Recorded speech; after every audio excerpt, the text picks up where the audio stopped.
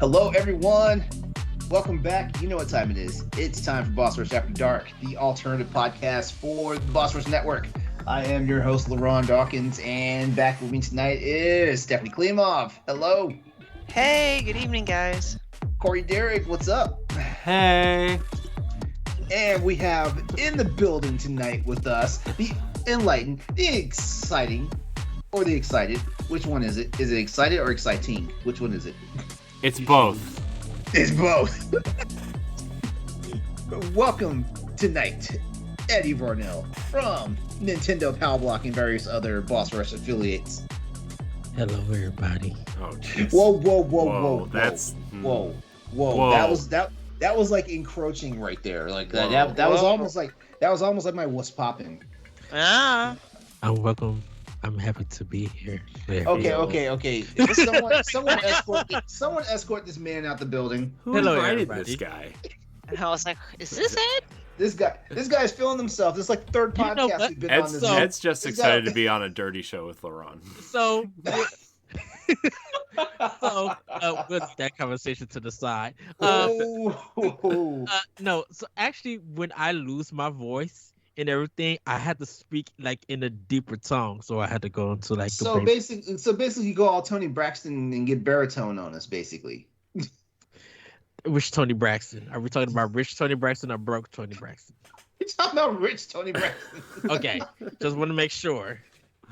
Because broke Oh, Tony Braxton thinks she's Celine Dion in Las Vegas. She was seeing her heart out to make them coins, and I shot much love to Tony Braxton.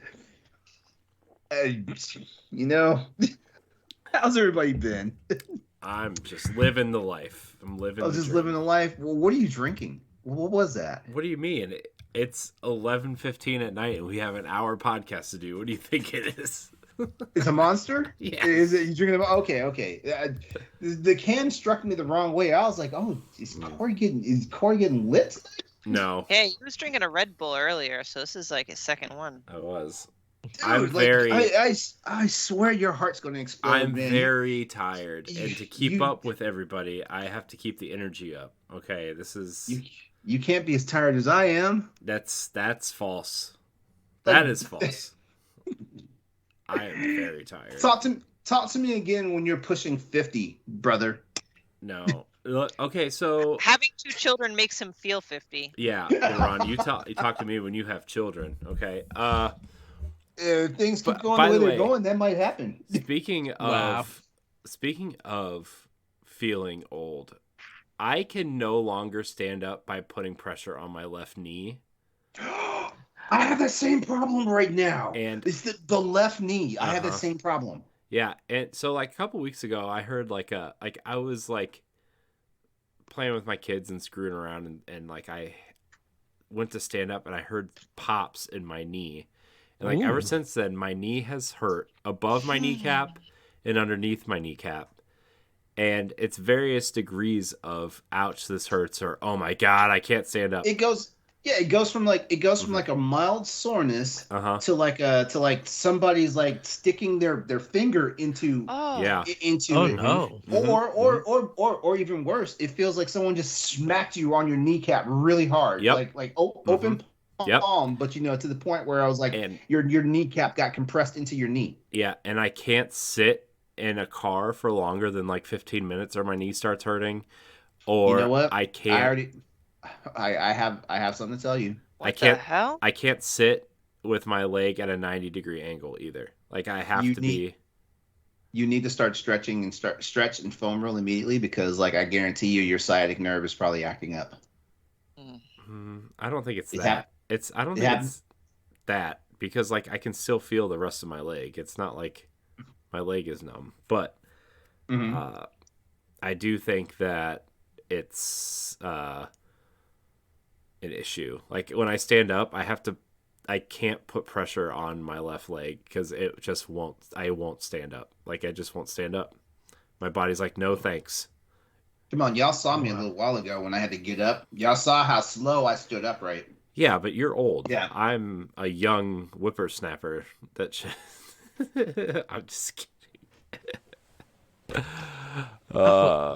I'm sorry. Let me go find a tank top to put on real fast. Hey, I will in about 2 months. Look, That's my hey goal. Stephanie, hear me and you just be able to twirl around with ease. Look, we've already talked about Ed's ironclad stomach, okay, and Yeah. like I how know. he's I just know. like the human garbage disposal. Anything that goes in there, whether it's like 6 How is that milkshakes bottle? or How's that bottle of flaming hot Cheetos Mountain Dew? it's How is a that? it's a flaming waste of time. No, you had to run out and get it though. I did get it because I know everybody's gonna be like, "Ed, have you tried it?" So that's why I went in and tried it, and he did it for Yeah, it's- science, guys. I saw that photo and I was like, He did it for science. well, to tell you the truth, someone did talk about it, but Block posted the picture in our chat that they had like the case, and I'm just like, well, I'll go see if they have the 16, if they have like the 20 ounce, like the small one. And then the place that I go to get like the special snacks and stuff, they had it there, so I'm like, okay, I'll try it and everything. And it's just, yeah, it doesn't. Yeah, I mean, that's like I said, people could try it if they're interested. Other than that, nah, you could actually skip I'm sorry, it. I'd rather just go buy a bag of Harry Potter Jelly Bellies. No, dude, you get those like nasty ones, like grass clippings or earwax or like, no, pass. What- Look, I'm all about Harry Potter. I will do whatever. I will. Except the Jelly Bellies. Yeah, pass. Mm. Look, they even have like the weird chocolate frogs that they put stuff inside that make them move around, and it like Ugh. freaks you out for a couple seconds. But like, kind of candy are you eating? Have you What's never- that Wait, nonsense? you've never heard the Harry Potter edition Jelly Belly jelly in the beans? first movie, when we he's we eating, sell them. You've at never my tried job. them? Wait, you've never tried them? They only come in like in a really small bag, and every time they come out, Still like right? Every I've, time they come out, they sell out. So I don't. there's a I reason don't- why they sell out. Well, I think it's jelly beans. So to me, my mind goes to the Jelly Belly factory that no one could compete with them. No one could taste as good as them. They So are when I Jelly see Harry- Bellies. So when I see them, I'll just be like, okay, they're just Harry Potter, and they come from probably from No, Aldi's or something. They're unique flavors. No, they're unique flavors. Yeah. They're flavors.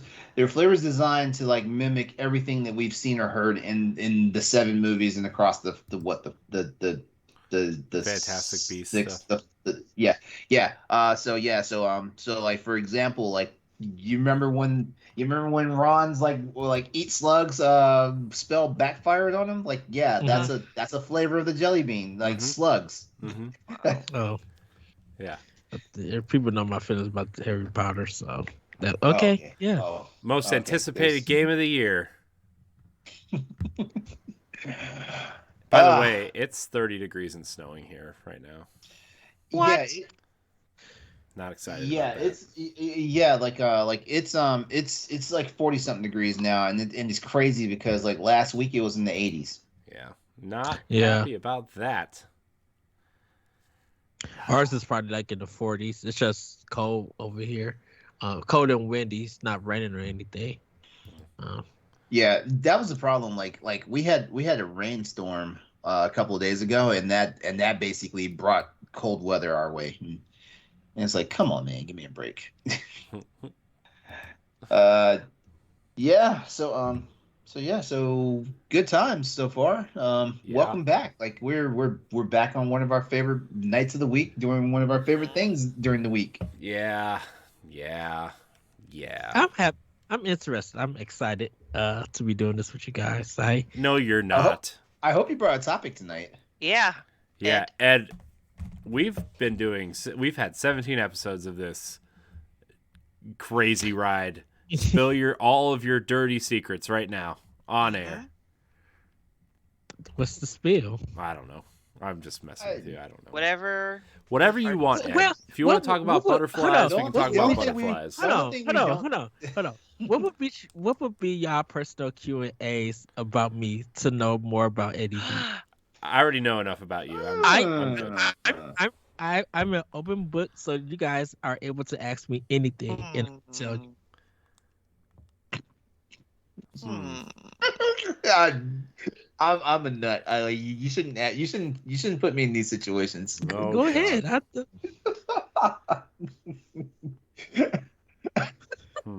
Hold on, guys. Before we get to that, Get the patrons out the way.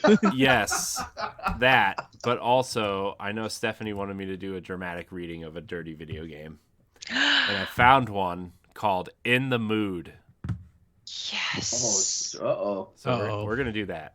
But first of all, I want to thank our Patreon producers at the $5 level on patreon.com/BossRushNetwork. You can get this show as well as Standard Definition 2 weeks early, the Boss Rush podcast 1 week early, and Expansion Pass for 1 week early. You can also get them all early access at the $1 tier, but at the $5 producer tier, you get your name shouted out on this show. Our Patreon producers are Quentin Jackson, Rebecca Jewell, Adriel Munger, and my wife, Sana Dierig. So I want to thank our $5 producers. Remember, all of our content is free on podcast feeds and YouTube and our website, bossrush.net. But if you want the shows early, you want to view perks like getting your name shouted out, you go to patreon.com/bossrushnetwork. So, okay, let's hear Corey be a dirty person. Stephanie, LeRon, Ed. I actually have two to read you. Oh boy! I need to turn down the lights? I need to turn down the lights? I have to find the second one, but the first one is called "In the Mood." It is currently $3.99 on the Nintendo eShop. It is very terribly drawn ladies with large breasts, we'll say. It's called In the Mood. I'm going to Google this while you read it. I'm looking for it right now on the eShop. It's actually like maybe one page down from the... It's a pretty new release. Uncover beautiful ladies hidden under stacks of colorful balls in classic arcade-inspired puzzle action. Play as the naughty seagull and meet more than 10 alluring ladies across dozens of puzzle stages, each with a unique ball layout and some light platforming for our fearless fowl to navigate. Grab your balls and throw it at the stacks above you, and if you match 3 or more, the connected balls will come tumbling down to reveal part of the image beneath. Be careful, though. The ceiling slowly creeps downward, threatening to crush you under the remaining balls if you are not fast enough. Man, they really like the use of balls in this. I know. Right. In the Mood is simple yet challenging. The naughty seagull can move along platforms at the bottom of the screen, hopping over pitfalls and getting in position for a perfect throw. Hold the throw button lets you adjust angles for maximum ball control. Wow. A smart hit could mean the difference between clearing more balls or getting squashed by them. You want to know what's terrible about this? What? Like this is you and Ed's type of game right here. Oh God. Engage in arcade style match 3 puzzle action. Meet more than 10 original female characters. Uncover naughty images by clearing stacks of balls across 30 levels. God. The word balls is in here like 40 times. It's really naughty. It's legit. It's legit puzzle bobble. Yeah. But like, it says it's mature. I mean, I guess, but like, if I'm just looking at some of the screenshots in the Nintendo store, like these images really aren't that. Yeah. This is nothing. This is nothing to sneeze about. Mm-hmm. Like, there's not a nip slip anywhere. I mean, little Timmy and Susie have seen more of this at 6 o'clock at night on the news. I know it says it's got nudity in here. I see no nudity. I don't see any nudity. It won't even be on the eShop if it had nudity. That's not true.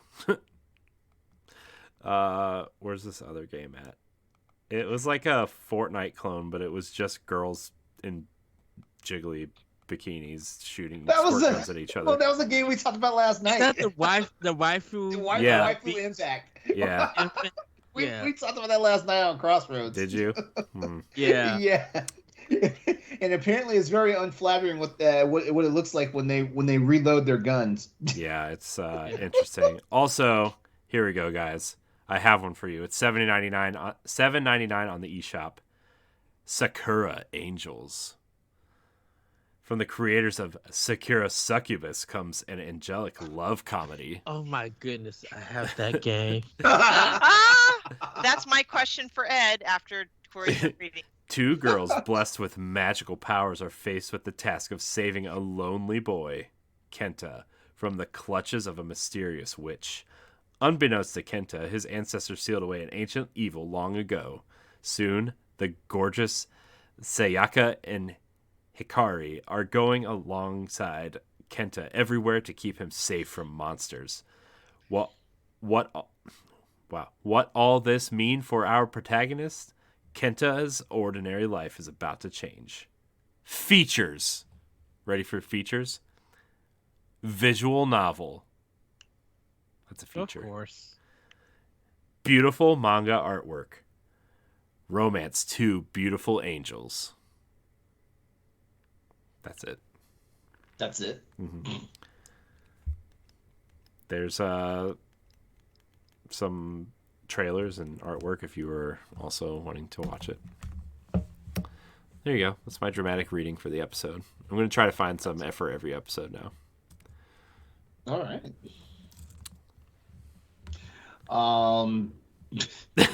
What, you can't follow that up, LeRon? I can't follow that up. Succubus Angels? You can't... or whatever that was called. I don't think Sakurai I can Succubus. follow up with that, but I would like to. I did bring this up at the last Boss Rush podcast that we recorded, but I wanted to talk a little bit about the art book since I didn't feel like it was appropriate for the last. So anyway, I bought Perky Little Things at PAX East because they had a physical copy. I didn't believe that they have American versions because it's from Europe, and they came with a Perky Little Things art book, and I thought it was just going to be like art from the game itself, and I haven't played it yet, so I don't know, but actually every chapter is like naughty drawings based off themes of popular movies or movie types. Like chapter 1 is the Academy of Black Magic, so you can imagine it's very Harry Potter fantasy like nudie pictures. And then chapter 2 is Pirates of the Southern Seas, so you've got like Pirates of the Caribbean nudie pictures of pirate babes and pirate dudes. And then let's see what the next chapter is. That's what's got me. I'm gonna buy this now. Sexy pirates. Sexy pirates. Chapter 3 is the good, the bad, and the sexy. So you get that's Western. Western, you know, with like a John Wayne lookalike and girl sitting on his face. I'm sorry, there's nothing sexy about John Wayne. Got some, lots of cowboys and women loving on said cowboys. Chapter 4, From Transylvania with Love. Oh. Ooh. So that's vampire stuff. So you've got like vampire women biting the neck off of dudes. You've got vampire men biting the neck off of naked women. Let's see. Someone getting split roasted. Wow. Is that the proper term? Yeah. Naked women. No, well, everyone has naked women in here. Let's move on. Chapter 5, Eric and the Red Dick Saga. Vikings. Ooh. Yes. Are there excerpts in there? Are you going to read to us? No, there's no excerpts, just Aw. pictures. Oh, just pictures. Am I allowed to like show it? No. No. When No. we're socializing, I will. No nipples on YouTube. Okay. There are a lot of nipples here, so I Mm. cannot. So I'm just sharing you the title chapters and let's see. Chapter 6, you'll love this, guys. Lust Island Adventures. It is an Indiana Jones themed I wouldn't have got that. Not off of that name. nudie pictures. Like there's a character that looks very much like Indiana Jones and the love interest. How big's his whip? I don't. Is he using a whip or is he using something else? Something else. Ironically, He's it's whipping just you with everyone something. else doing sex stuff with the women. There's just a picture of Indiana Jones on page 1 with a suitcase full of fedoras. Oh, wow. Wow. There's a monkey with a dildo, and then his father, the Sean Connery guy. That's Oh snap! They just went all the way with it. yeah. Wow, that guy's got a huge schlong. Oh, wow. Chapter 7, TV studios backstage. So I guess it's I don't know, just like a showbiz type people, I guess. Let's keep going. Chapter 8, hardcore gym workout. Ooh. Oh my. She said, "Oh my." Right. There's a large woman eating a cheeseburger. I'll just leave it at that. Wow. I think we're almost near the end. Chapter 9, in a black hole far, far away. God. Star Wars. Mm-hmm. Star whores, am I right? And there's a character that looks... There's a lot. There's a C-3PO and R2-D2 like characters. There's some pole dancing aliens. Wow. Ironically, there's some of those in Star Wars as well. I think, yeah, I was about to say, yeah, like Right. Star Wars has that already. And then there's a Christmas chapter. And like a Of holiday course. chapter. Halloween. And woo, some go like this. Some go like this. Paxel's like, I've had enough. Yeah. Right. She's like, Mama, you being a dirty hoe. Wow. Yeah, and that's it. See, like, so what I said in the Boss Rush podcast, so I cannot visually show this. I'm actually, all dirty jokes aside, impressed at the artwork in here, like compared to the art books that I pay for other games. So anyway, and let me just to refresh, this is what the description is at the back of this box. Explore various scenarios and put the hidden objects in the right places for your naughty satisfaction. Relax and unwind as you find yourself laughing uncontrollably through different scandalous levels. Oh, I'm laughing uncontrollably. That's Yeah. Goodness, I wonder if Oh, these boy. themes that were in these chapters are in the game then. I will report back and let you know if Yes, please let us I know. go through naughty pirates and naughty Vikings. I may have to jump on Amazon and order this. Oh man, that's a good time. Uh, Dirty video games are funny. Yeah, Yeah. thank you, Funbox Media. yeah. Oh, that's so funny. So, Ed, tell me about the game that Corey read off that you actually owned. Have you played it? So Sakurai Succubus, yes, I have played it, and I just realized that there's actually 4 games in the series. It is a visual novel, and you are this male photographer who is supposed to go to these concerts and take pictures of this, this young teen idol, pop star. And one night, you go to the concert and you're about to leave, you're about to leave, and you ended up bumping into her, to that teen idol. And while she looking pretty, she stuffs on the dude's cock. And Whoa! that's what she does. Like, bam. And this We're week talking goes about- in. we're talking Sorry, about I've Rooster, known right? Ed for 7 years and I've never heard him say that word before. It just really threw me off. Yeah, she just stunts on it and makes him with some pain and everything. He gets rescued by this other lady, who he ends up falling in love kind of with, but doesn't realize that the girls that he's falling in love with is a succubus. And so, and the teen idol's also succubus. So, you're going out through that adventure, and everything. So it is a visual novel. You do make decisions, but like the most of the anime girls, of course, they have the big boobs, but it's visually like in your face, and it's like a still picture with just text rolling down and everything. So yeah, I think that'd be painful to just be stepping on some dude's thing. Ouchie. yes, yeah, and he's just like ah, and it's just it's That's what I'm doing. Just kind thinking of about it. a bit. It's kind of a bit dominatrix on how the shot is and everything. She's the sweet little thing, but she loves that the guy is feeling pain and everything.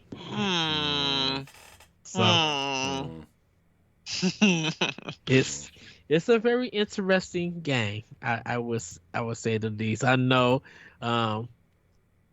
people were just like, oh, this must be an Ed type of game. And I normally don't do visual novels or anything, but I'm just like, you know what? I'll get this one and give it a try and see what it's all about. Because a lot of people who think sexy games are just anime and stuff, there is a history of sexy games that EGM did. Eat 'em or beat 'em on the Atari 2600.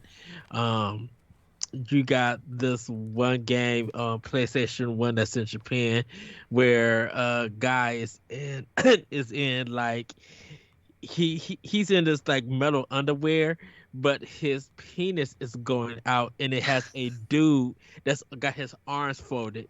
And you have to shoot him in the penis, and it's just this bald man as the boss and everything. Jesus Christ. It's so much in Japan that they have literal sexy games on it that I was just like, wow, because Shoot guys in the penis. Where's that game? that is it's part of because it's I'll have to look it up for you. I when I realized it, because I remember EGM doing a list about it and showing the picture, and there's video on it on YouTube. Like there's two guys like they'll fly together, and then they kind of come together where it looks like he's back bearing them and everything, and they're both shooting at the same time trying to defeat these enemies. Like there's some, if you want like weird, odd, sexy games, there are definitely in Japan. Trust me. There's I believe it. I just wish there's more accessibility to it. yeah, Boonga Boonga is the one where What in the world? Boonga Boonga is where there is a butt and some jeans. It's a big fat butt.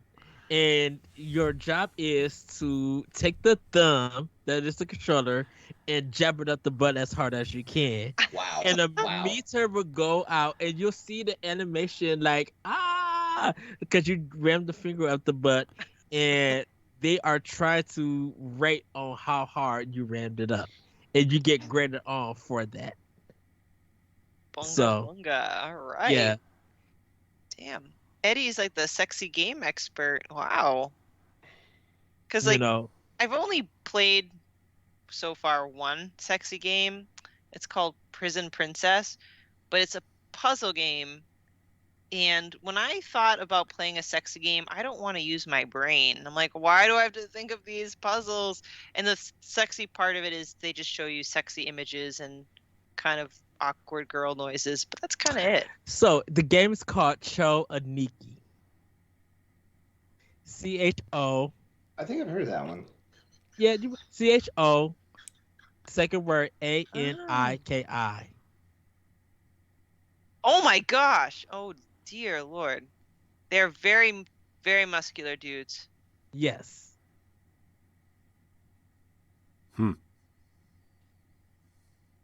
So,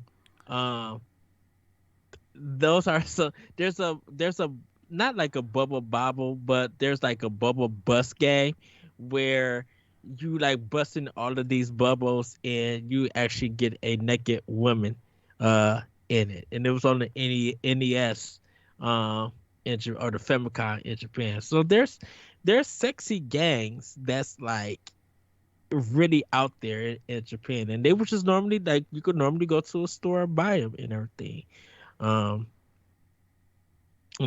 Custer's Revenge is a popular one. People who know about that, That's on the Atari 2600. But that's that all of this stuff before we had like the AO rating. Yeah, I'm gonna read this. It's from tvtropes.org on Cho Aniki. Cho Aniki Super Big, it's translated Super Big Brother, is a series of side-scrolling shoot-'em-ups originally produced by NCS with gameplay that's pretty conventional and a lot like Darius. Playing Cho Aniki is a journey through a long, bizarre, psychosexual dream featuring recurring characters, a pair of muscle-bound bodybuilders with holes in their heads that they shoot bullets out of, and Adam, a giant naked man on a saucer that looks like a moon. Look at that. Wow. Yeah. Wow. That's really weird. And I'm sitting here thinking the dating sims are like the horniest games I've ever played. Yeah. There's some games out there. Yeah. So I haven't played them, but I know some about them from reading EGM and looking online. So look at you. Very cultured. Yeah. Is that what we want to call it? Cultured? Sure. I mean, no, it's funny. Kind of their level of sexual expression in Japan, because I haven't had experience with Japanese sexy games, but I've been to the anime district there when I was in Tokyo, and I went to a building that had several floors of manga, and essentially the higher the floor level you go up, the more risque the content, and there are things that the hentai stuff. Yeah, but like it's beyond, like there's like tentacles or like almost, I hate, no, this is not funny, but like kind of like almost an underage fantasy thing. Like I saw some really bizarre stuff there. It's different. There's definitely some of that, even in like games that we play now, like not even like quote unquote naughty games, but like Final Fantasy, right? Every time they ported the games here, they changed the ages of the girls, right? Like Final Fantasy 7, 8, and 9, right? Like all those characters are teenagers, and then when they came here, they were all like, "Oh, they're 18 and 19. What are you talking about?" You know, like they've done that. They did that in Resident Evil 4, right? Ashley or whatever. Oh yeah. They changed Xenoblade Chronicles X. They had a boob slider for your female character. Then they took it out the game in America. Yeah, they took it out the game. Slider? They took it out of the game and changed the ages of all the characters in Xenoblade Chronicles X on Wii U because they were Western audiences weren't ready for that, I guess. Yeah. And also it's I don't know what we want to call it, but and who said it? Who made a joke that was it Fire Emblem? It's like a teacher dating sim. It's not really, but it's as a joke. We're talking about three houses. Yeah. I get that vibe off of it, yeah. Because there's a lot of like teacher romance fantasies in Japan, and obviously in America, I guess, culturally, obviously the teacher-student thing is like, that's way unacceptable. Yeah. Well, Fates had the red light district in Japan that they took out for America. Yeah. This is the red light district. Yeah. Yeah, Fire Emblem Fates. They had a red light district in the game. They took it out. Yeah, they took out like a whole section of the game when they released it here. That's why it released later, because they had to like edit it and rearrange the story so it would make sense without that section of the game. Oh wow. Yeah. Had no idea. Yeah. Fire Emblem is like really creepy over in Japan, by the way. I know we all love it here because it's a fun strategy game, but it's like some of the stories there are just like, ooh boy. Awakening, like, yeah, that when they started like, you could partner with people to like create children that would have better stats and stuff. Yeah, there's children in that game, guys. Yeah. I mean, this is really more of a girly thing, but it's older. You guys are at least familiar with Cardcaptor Sakura? Yeah. Yeah.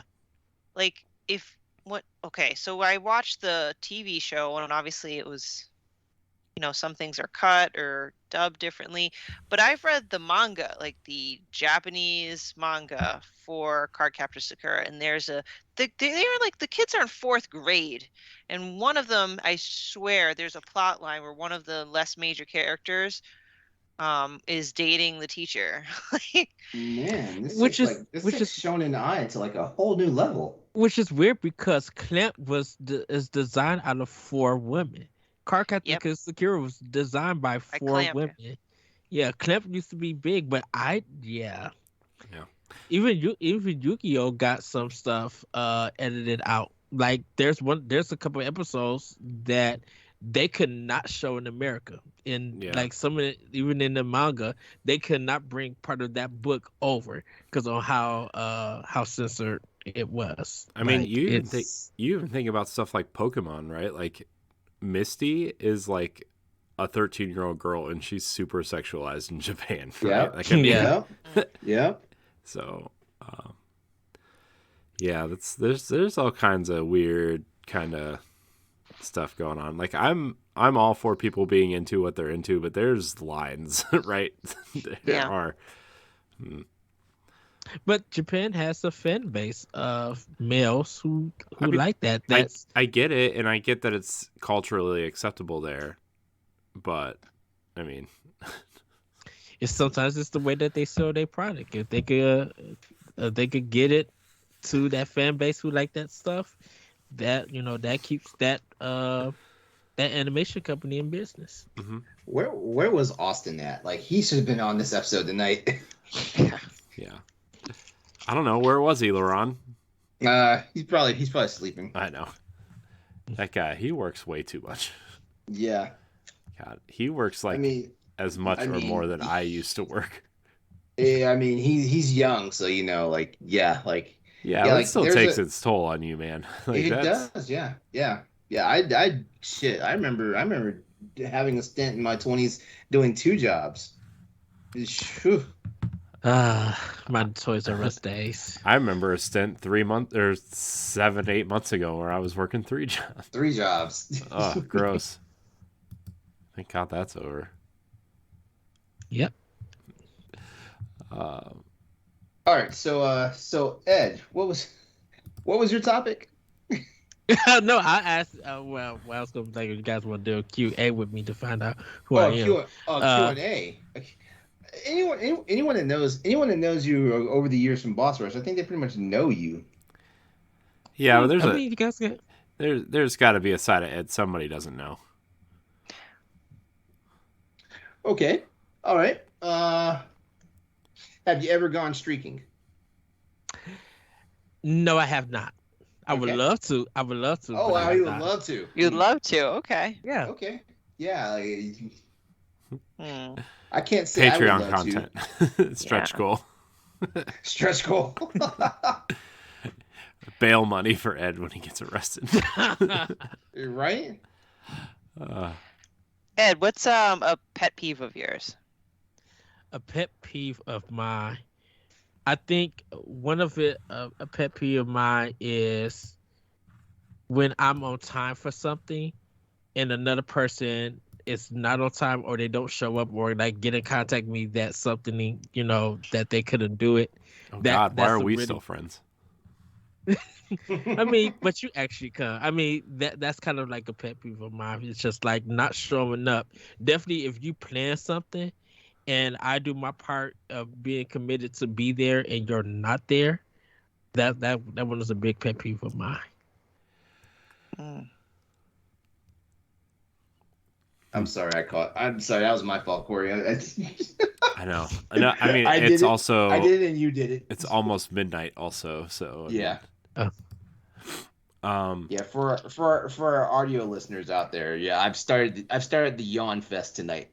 You did. And yeah. Oh, That's my fine. cat's drooling all over me. Ew, cat drool, gross. Ooh. Oh, sorry. Cats, gross.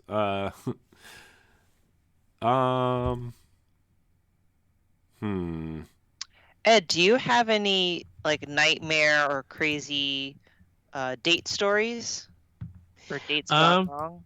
So to actually be honest with you, I do not have no date nightmare stories because I've never been on a date. What? What? Never I've never been on a date in any form. You've never been on a date in any form. in any form. I've never been on a date. Oh, interesting. Then what would be your ideal first date? Good question. My outside of doing like the dinner stuff, I definitely want to take them to Galloping Ghost and play like some good old school arcades and have fun. Ooh. I would like to take them to a forest, of like a park forest, and do like walk on the trail. Maybe go to Six Flags Great America, and have a day of roller coasters and everything, and really just probably go to an ice cream shop and have a dessert and be able to like eat a dessert and talk and get to know each other. So Dang, those are all amazing ideas. Yeah. And the thing about it is just that I'm the kind of person that if I'm doing all of this, I'll normally pay for that person. They would just be able to come and enjoy the date, and if we connect, we connect. If not, look at this gentleman. I know, right? Let's see. I had a question, and then you started talking about all that mushy stuff, and I lost my question. Shoot. I should definitely write these down sometimes. Ed, cats or dogs? Dogs. Dogs. Okay. You have a specific breed that you like? German Shepherd.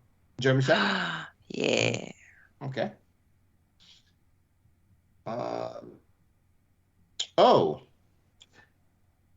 Favorite old school anime? Favorite old school anime? Rama Half. Good one. Who's your favorite character from that? My favorite character from that, it is oh good googly moogly. I actually love the old lady. She's Shampoo's grandmother. Yeah. And she knows like all the tricks and everything, and she always tried to get grandma to get with Shampoo. But Shampoo had for anyone who don't know Rama Half is this boy. Him and his father went training in this kind of pool thing, and if you fall into a cursed spring. Yeah. If you fall into a spring, if you get touched with cold water, you'll transform into whatever died in that spring. So Rama fell into a spring that transformed him into a girl. So anytime cold water hits on him, his hair turns red and he has breasts. But he still could do martial arts. This is a martial arts comedy thing. The dad who falls in, he fell into a spring of panda. So if he gets water on him, he'll turn into a panda and they start fighting.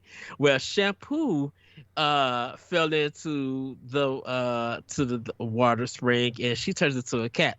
Rama is afraid of cats, and the reason why he's afraid of cats is that his father wanted him to learn cat fu.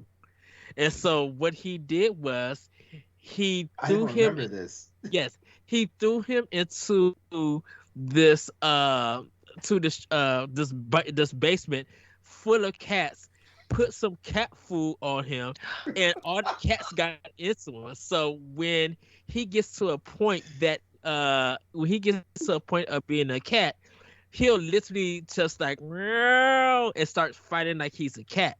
That's the only way that he can do cat food. And the only way that he can return to being human is that he has to get on Akane's lap and be petted like he's a cat.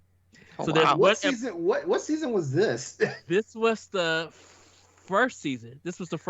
I don't remember this at all. So Shampoo, she was a cat, and so Robin didn't know that she fell into the spring. So he goes in and he's taking a bath, And next thing you know, Shampoo is there because there's a bell on her neck as a human, and that's the same bell as him as a cat. So when that happens, Robin's just you hear this big yell from the bathroom, um, and it just goes from there. So every time there's a cat episode, Robin is scared. There's one of them. He's actually in high school, and they drop all of these cats on him, and then a tiger falls onto him. And so now Rama turns into a cat and beats all the little cats and tigers and everybody else. It's a bunkers anime, but Rama have is one of my favorites. I don't know how I missed this. I could have sworn I saw like most If of Rama. if it's still on Hulu, the whole series is on Hulu. Oh. Hey Ed, this was a question on POW Block this past Monday, so I want to have your opportunity to answer it. For your on a birthday, like say today is your birthday, what would be your ideal birthday cake? My ideal birthday cake would be vanilla, with buttercream on it. I love, and it could be any kind of design that it wants to be. But that would be my birthday cake was vanilla. I love chocolate. I love chocolate cake. Don't get me wrong, but there's something about vanilla cake from certain stores that it's just like, mwah, so good. Classic. Yeah, that question was posed by Celeste, and any question about food has my attention. Now I'm going all over the place, being random. Corey, any? Oh yeah. Any questions? I mean, I'm just Ed and I have known each other for so long that I know all this stuff. Like I know, I mean, I don't know what I would ask you because we know almost everything about each other. You know what I mean? I mean, it's like, I mean, you there might be some things that you don't know. So like, I know, but I can't think of any because I know so much. Man, I don't know. Somebody keep going while I think, I guess. Ed, what animal the Chinese zodiac are you? I think I'm monkey because I'm Aries. I'm April. What's your year of birth? 1980. Yeah, you're a monkey. Oh, good. Okay. I don't know what animal I am. Well, we need to figure that out. What's your year? 1986. I think you're a tiger. Oh, yep, tiger. I win. Cool. Hey, this is your year, Corey. Is it? The year of the tiger. Is it? I'm 75. What's mine? Do you know? No, not off the top of my head. I might not know that one. Rabbit. Okay. Oh, wow. It's a big rabbit. I'm a dragon. Is your dragon? Wow. Yep. I is a dragon, and I have a dragon tattoo. She's mystical and mysterious. Let's see. Mysterious. People who share my Chinese zodiac, which is the rabbit, Lionel Messi, Johnny Depp, Angelina Jolie, and Tiger Woods. I'm kind of jealous of yours, Corey, because tigers are my number one. Even though I did say dogs, tigers are my number one animal. Wait, you want like a pet tiger? You're gonna like have one? You're gonna be like tiger is my favorite big cat. That's it's been kind of a dream of mine that I have. That there's this dream that I have that I have my own house and everything, living in California, and there was a pregnant tiger somehow that got loose, and I let it into the house. Don't know why, but it was pregnant and about to have babies, and the tiger had the babies, and I was taking care of it with the tiger. I wasn't attacked or anything, and at the end of it, I called animal control and the zoo and everything, but it was too late for the mother of the tiger to make it, so the mother died, and I ended up having 5 tigers, 4 boys and a girl.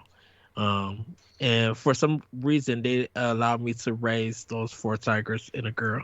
I mean, all 5 tigers. This is the person you hear about in the news that got mauled by his pets.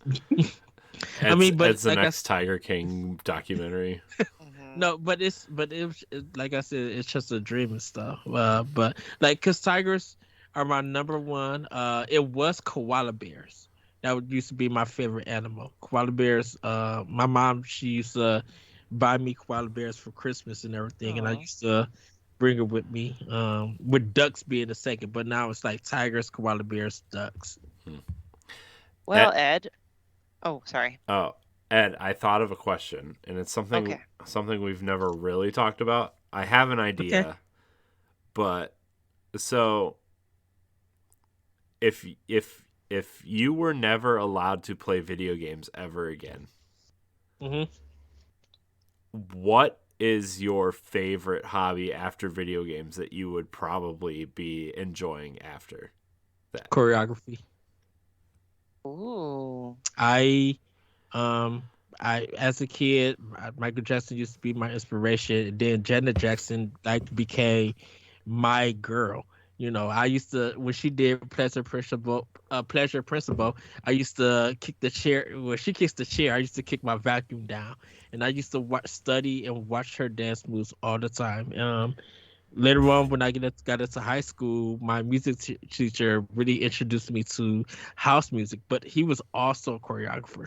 So I got into choreography just by watching and studying, and I started trying to make my own routines. And if video games was taken away from me right now, like I could have never played it, I would literally be choreographing routines for most of my life. That's so cool. That's not what I thought you were gonna say at all. What would you Ed, not? can you help me choreograph like a nice pole dance? I probably could. Yeah. Anyway, so Corey, what did you think he was gonna say? So the only thing I've ever heard Ed talk about half as much as video games is Six Flags Great America. So I thought he would be like a roller coaster enthusiast or something. So the thing with that, I would love to, but me and science don't get along in a sense, and it's very weird to say that. I love physics, and I love watching people who love science and talk about it. But that was kind of one of my worst subjects in school. Oh, Was I just meant science. you would go ride them and talk about them. I didn't mean you were gonna Oh, like do science experiments on them. oh, Don't drop the egg on this 500-foot drop or whatever. oh. Roller coasters, yeah, that would be cool, but I feel like I would literally get bored of it, and it would stop my enjoyment of it. I think if I do another hobby, it's going to be something that I want to enjoy, instead of just doing it to be like, oh, it's roller coasters. I love roller coasters, but I think if I did that so much, I would lose my enthusiasm to ride them. Anybody else want to take a stab at that question? Oh, to answer that question? Yeah. Like it like Mm, I mean, I know video games might not be everybody's favorite hobby, but like if you had to choose a hobby or something to enjoy as much as we enjoy video games, and I don't know, I, even podcasts about it or I do something with it. If I Corey, can for play, you, I think it would be art. I think it would be drawn for you. if I couldn't play video games anymore, like I had to like choose another hobby, it'd probably be Legos. mm. Ooh. For me, I'd probably go back to drawing graphic novels. Now when I say Legos, I mean like creating things without instructions. So just like Oh. just completely letting my mind do the work. Like Mhm. that's what I mean. Like my big dream is like to have like whenever I get like a place of my own, like where I can just do whatever the fuck I want in any of the rooms and stuff like that. I want to have a Lego room because I'm just gonna go out and start just buying Lego sets and just like taking all the pieces, putting them in like into like crates and like storage shelves and stuff, and then just like Mhm. going to work just building stuff. That's cool. I used to buy a lot of the big 500 pieces blue tubs. Mm-hmm. They used to sell at Target, Toys R Us, and I was never good at Legos, but I love having Legos in my house just to play around with them and see what I could create. Actually, my big thing that I really want to do is I would want to recreate like the Vic Viper ships from the Gradius series with using Legos. Oh, Yeah. That'd be entertaining to see. Yeah. Nice. Any Cool. more Q&As for me? Anybody? LeRon, did you think of yours? No, it never came back to me. Here's just a random one. What was the last crazy dream you had? Or bizarre dream? The last bizarre dream I had. So the last one that I had was I was married to a guy, and we ended up being separated, because it wasn't cheating or anything. It was he got mad at me. He was upset at me because I wouldn't argue with him. I wouldn't argue. I wouldn't fight. I wouldn't like create no headaches for him because I was always supportive of him, and I loved him and everything. And whatever he wanted to do, I was down for. And he liked to hunt, so I would go with him hunting. And he wasn't killing animals. Him and the crew were actually doing checkups on them. You know how sometimes hunters go out and tranquilize animals so they could check them and everything. I was always doing that, but while he was out there, I was doing the cooking, cleaning, and all of that stuff.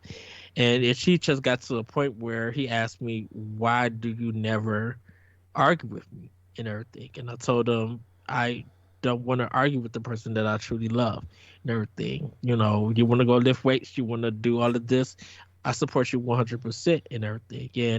And he was so frustrated that he ended up saying to me that, "Hey, I think we need some time away because I need to think and everything." So I ended up going to another city. And damn, you took that idea of separation seriously. I went to another city, and I stayed for a week there. And it was weird was that I was such a good cook, such a good hairstylist. I had so much all of this other stuff that I went into this barbershop, and they were cool and everything, but there was this mom who has this autistic kid, and he was always hard to cut his hair, but the guys didn't really want to do it. So I asked, "Hey, would it be possible if I could do it?" And so when he got into a chair, I treated him like he's on an adventure, that he's a captain of the spaceship. And going through, like, every time he allowed me to cut his hair and get things right, he was progressing in the mission. He was leading. And he felt so good about it. And by the time the haircut was done, I told him that he saved the day. And all the barbers looked, and the mom looked also. She's just like, "You have been the only person that ever cut his hair." While I'm doing all of this, my husband is over there having a great time, loving everything. And it ends up happening that he ends up missing me, actually. Because he thought he'll be able to hang out with friends. He thought he'll be able to really just live his life. And if he wants to argue with somebody, he thought I would call and fight with him to come back and argue. And I never did none of that. And I find it really weird. There are people who it's like they want the confrontation sometimes. I've never quite understood that. It's like they get kind of a validation of the fact, knowing that you feel so much that you want to have an argument or fight or whatnot. It's funny. It's funny because it reminds me a lot of some songs I've heard where it's either a man or a woman, it's like they don't feel anything unless they know their partner's agitated with them. Well, Miles wanted me to argue in a dream. He wanted me to argue kind of to show that I loved him. And I'm just like, I've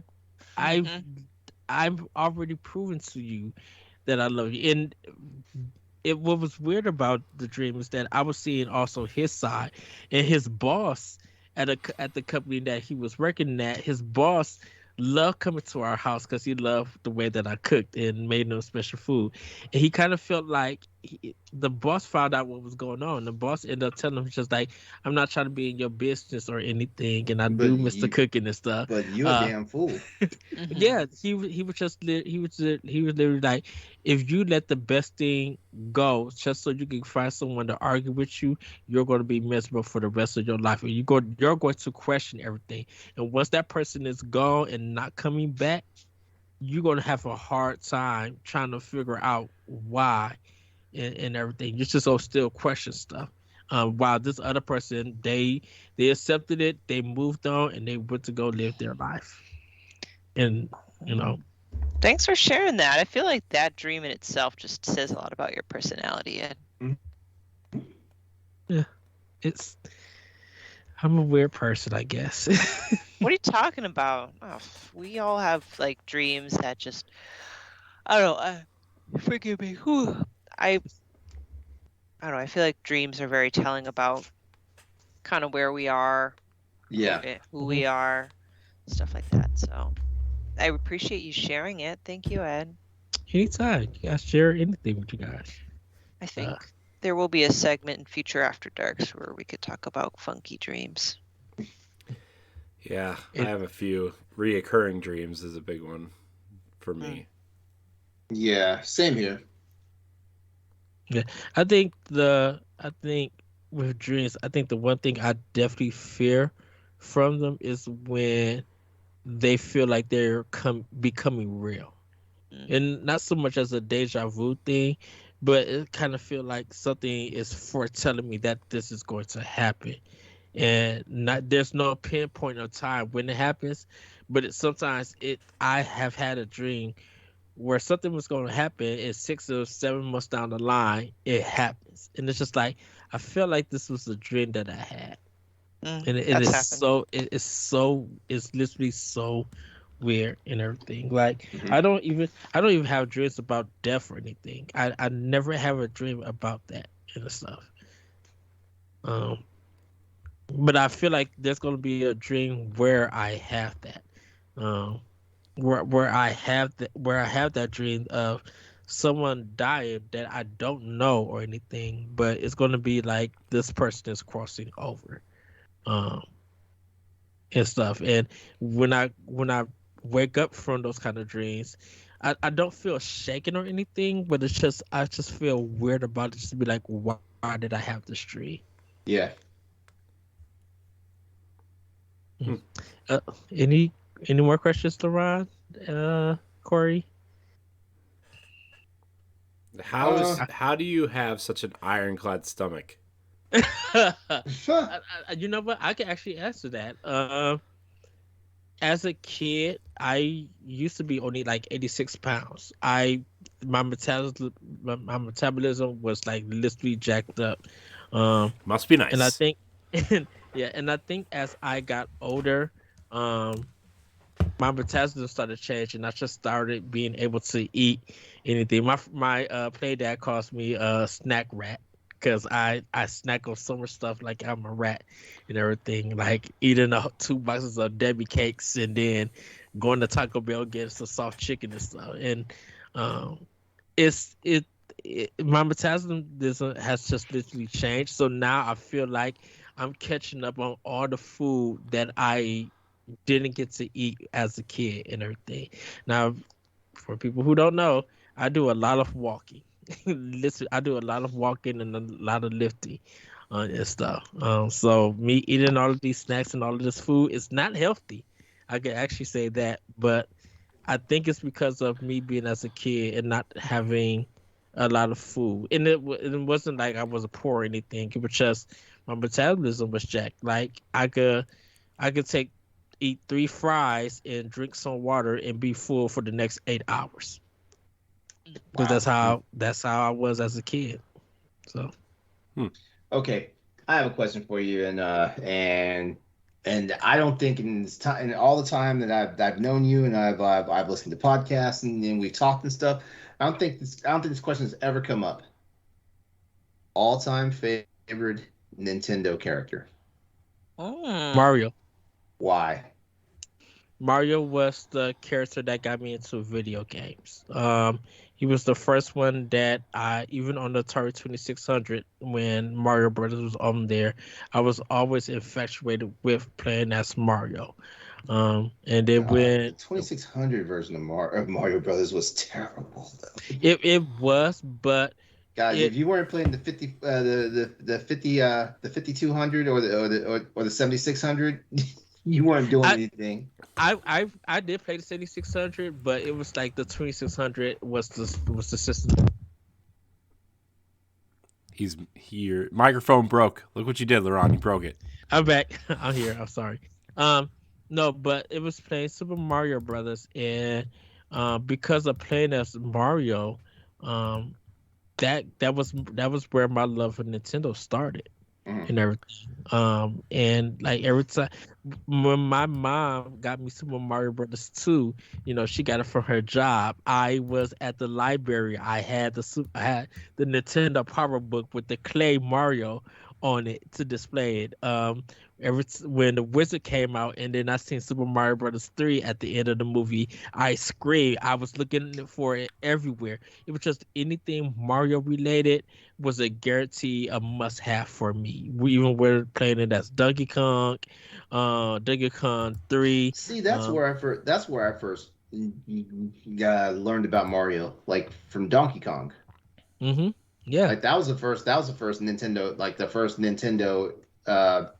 I think Nintendo of America published Donkey Kong in arcades over here, or did somebody else like? No, it was Nintendo. Okay, yeah. Yeah. When the Super Mario Brothers cartoon came on, I was running running home to go watch the cartoons to see Mario.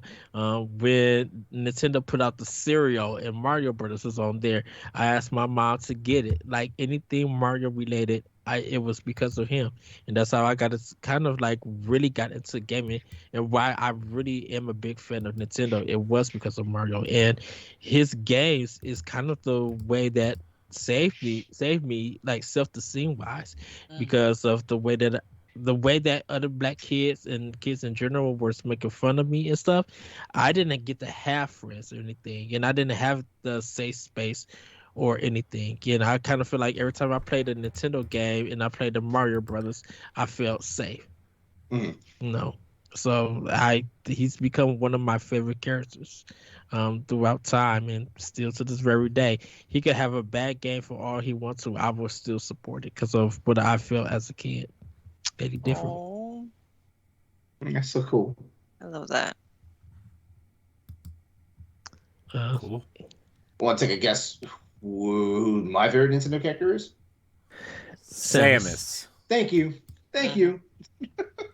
Stephanie, I know it's in Legend of Zelda universe, but I am not going to be pretentious enough to say it's Link.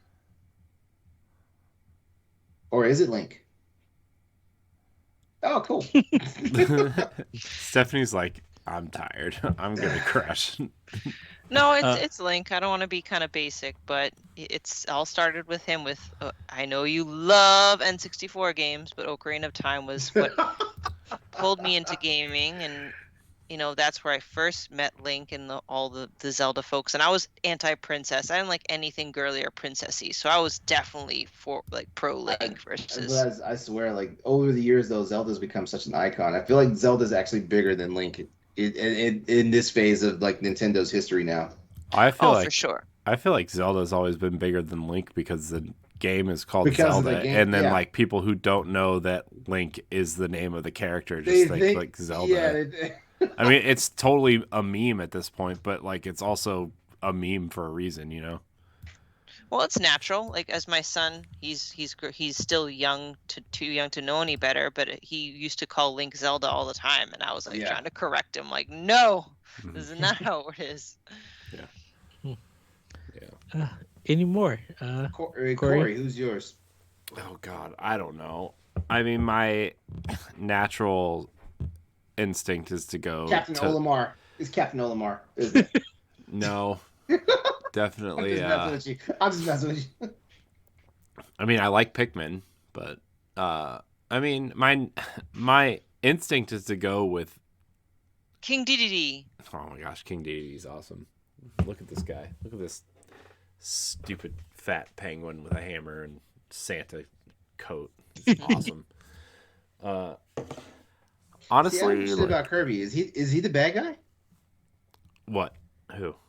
King DDD. Is he the bad guy in Kirby? Yeah, but he's Okay, so that's cool. what I thought. Okay, that's what I thought. Like, I don't know shit about Kirby. I mean, my instinct is to go with Link, but like, I think as I've played Zelda over the years, especially the more recent ones like Twilight Princess and Skyward Sword and even Breath of the Wild, I think like Zelda is she's awesome regardless of what game she's in, or what form she takes, right? Like you look at Wind Waker, she's Tetra, like a cool badass pirate. And then you go to Twilight Princess and she's like a shadowy figure, and then like she has that cool sword and she has armor, like battle armor almost. Or even when you go into Hyrule Warriors, like she looks badass. Yeah. And then you switch over to Skyward Sword and she's like kind of sweet and innocent and cute, and her relationship with Link is super adorable, and she just looks fun, and someone She's a reincarnation of the goddess Hylia. So yeah.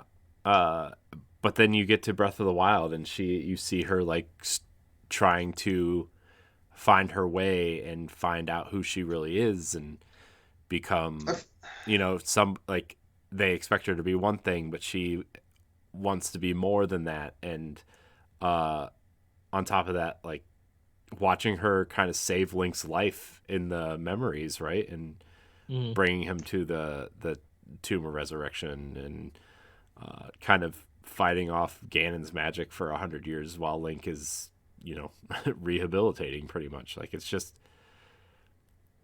Zelda is a great character, and she's really, I really hope they find a way to utilize her as a playable character soon, in some way. Yes.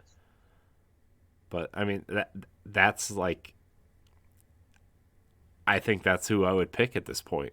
I mean, I don't really know who else I would really pick as like my favorite character in games. Just because I'm not like really attached to any other franchise with like quote unquote real characters, I guess. Like Destiny, but like those characters are not. They're cool, but I mean, they're not like memorable. I think coming from me, like if I had to do like a third party, I always go with Vivi, from Final Fantasy IX, and just like I talked about being picked on as a bully, seeing his story and everything, it was kind of like a reflection and kind of something that I resonate with, and just the way that, not the way at the end of what happened to him, but I'm just like, I understand everything that he's going through. So that's what making him like my third party, like a third party character. He's like one of my favorites, like my top one, because of the stuff that he went through. And I think that's why Final Fantasy IX has kind of been one of my top games of all time, because just some of that stuff, the way that it hit me. But that's why I talk about The Last Guardian and everything, and just the friendship that the boy and Trico has. It kind of it's just something that I'm happy to see. I think when I see people have a great relationship, it makes me smile. So yeah, and like, just to, I guess, kind of wrap up this conversation, I'm kind of more drawn to moments in games and characters' relationships than I am actual characters. Like, oh, why'd you have to say that? You got me all up in my feels. Like, I mean, remember? Oh well, you never played Chrono Trigger, but no. But I think, like, Ed brought up Final Fantasy. I think of like Final Fantasy X, and the ending of Final Fantasy X is super memorable to me, right? And Kingdom Hearts in some aspects is super memorable to me, even though everybody likes to make fun of the titles or the timeline or what game goes where, and you know what I mean. Like there's still memorable moments in that game that really hit home in a lot of ways, and yeah, I think it's just big moments in games that I'm drawn to rather than the characters themselves. Other than like, I mean, even like my example, Zelda, right? Like technically a different character in every game, and Yeah. Mhm.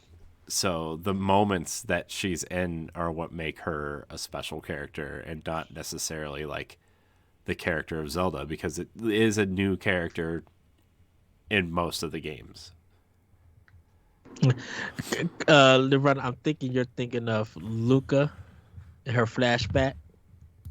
In what? Chrono Chrono Trigger? Trigger. No, Yeah. no, no, no, no, no. I was no when he said like like moments in games and stuff like that. Oh. The first thing I thought about was when Chrono sacrificed his life fighting Lavos the first time. Oh. Yeah, it's because especially if you played especially if you play on like the PS1 version of it, like the cinematic where it actually showed like it basically like anyone who's seen Dragon Ball, remember when Piccolo like sacrificed himself to save Gohan? Basically, Yeah. the scene plays out exactly like that. But when Chrono like sacrifices his life, like you see his life force just like it just separates from his body, and it was crazy, just stuff like that, like there are moments in games like shit when the baby Metroid like sacrifices itself to save Samus in Super Metroid, or let's see, or or or how can we forget when Aerith dies in Final Fantasy VII? That one was a moment I dropped the controller. And I think when 1997 that game came out, I remember when it came out and I played it and I seen that moment. I dropped the controller. And I'm like, what? Mm-hmm. Yeah.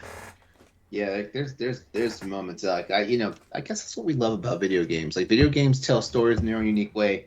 Like I appreciate the fact, like going back to Legend of Zelda real quickly. I appreciate the fact that when Legend of Zelda: Link to the Past came out, Zelda actually had a purpose. She was she was a daughter of one of the seven wise sages and stuff like that. And it all just made sense why the Triforce was like something that was interconnected with her. The Triforce of she had the Triforce of wisdom, right? That's always her thing, right? Mm-hmm. Yeah. It finally made sense, Mm-hmm.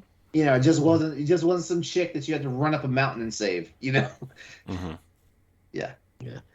I think that's why I kind of, even when I do like talk to walk-in, play those and play with walking simulators or just play some indie games where there is those important moments, sometimes those life feel moments, it really gets me thinking and reflecting about my own life. And sometimes whether if I connect to it or not, it really pushes the ideal of video games could just mean more than when people just talk about it's an R-rated game, it's for violence and stuff. I'm like, if you get out of the sphere and actually see what video games really offer nowadays, it will literally change your mind on what you think. Because now video games, it's not just about violence. It talks on a lot of things and topics.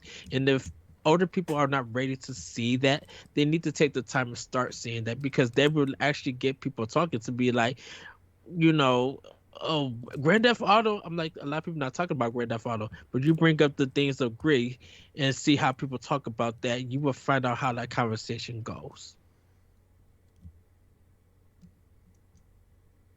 Sorry. All right. Oh no. You're good. You're good. But you know what? Now's like the perfect time to go ahead and wrap this up. All right. Well, everybody, once again, it's another episode down the After tube. dark. Yep. I want to go ahead and just say thank you to everyone that tuned in tonight and are listening to us. I know this is not a live show, this is a recorded show, but of course, we appreciate you anytime that you are able to check us out. This has been Boss Rush After Dark, the alternative podcast of the flagship show for Boss Rush Network. Ed, thank you for being a wonderful guest tonight. Like, it's always a pleasure. Like, we always have some good laughs whenever you're around. Oh, thank you guys for having me. Sometimes it's at your expense, but yeah. Uh, Before we head out, let everyone know where they can find you at, man. You guys can find me on Twitter and Instagram at that retro code. If you guys want to follow me, those video game systems, they're in my profile. And yeah, check out Nintendo Pop Block. I am the host of it, along with Corey, Dan, and Galatrack, and other guests who comes on. And you can check us live recording that on Mondays, and check out the recorded show on Wednesdays at bossfish.net and on YouTube and on Anchor FM or any other podcast that you guys subscribe. Also check out my episodes of Optional Opinion on SoundCloud.com. All right, Stephanie. You can find me on Twitter and Instagram at Klimov, KLIMOV_author. You can also find me on the Boss Rush podcast on Wednesday nights and the Disney Arm of Standard Definition. All right, Corey. You can find me at I am Corey in HD on Twitter and Instagram. You can find me hosting the Boss Rush podcast. You can find me on Pal Block. You can find me on Standard Definition, and you can find me on various other things here on the Boss Rush Network. All right.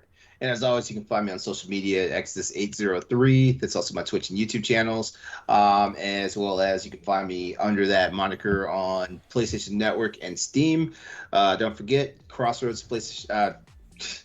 Why? I'm never going to get that right, am I? It's fine. The Crossroads Podcast, Tuesday nights on twitch.tv/Exodus803, where we talk about more than just PlayStation now. It's PlayStation, PC, and Xbox now on that show.